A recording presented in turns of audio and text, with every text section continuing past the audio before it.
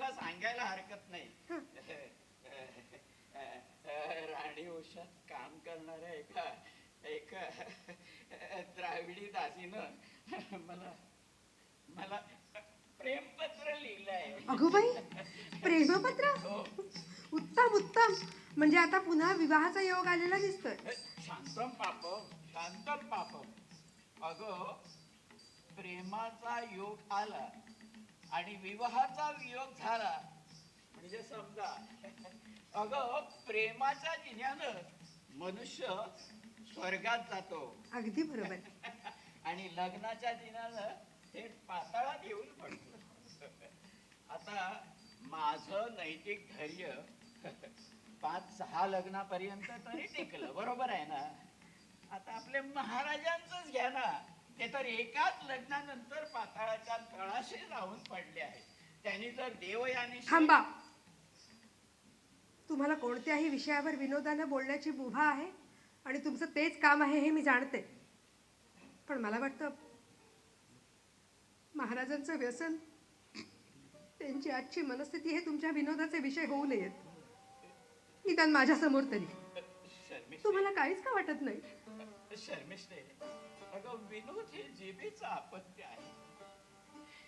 हे बोलणं परमार्थानं घ्यायचं नसतं. दासी असलीस तरी महाराजांची प्रिय सखी झाली आहे. आणि मी विदूषक असलो तरी त्यांच्या जवळचा फार जवळचा मित्र आहे. त्यांची आजची अवस्था पाहून माझं अंतःकरण दुखल्याशिवाय कसं राहील.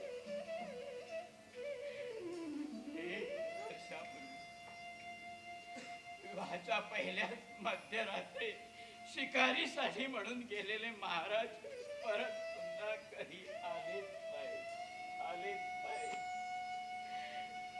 दुसऱ्या दिवशी परतलेले महाराज फार वेगळे होते.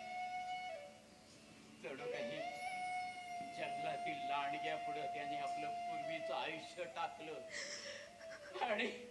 आणि तेथील भूताखेतानी दिलेलं दुसरं आयुष्य पांघरून ते परत आले. महाराणी तर राजा आणि राजसत्ता आपल्या ताब्यात आल्याच्या आनंदात मग्न आहेत. त्यांना जर आपल्या राणीपणाची शतांशानंही जाणीव असती तर गोष्टी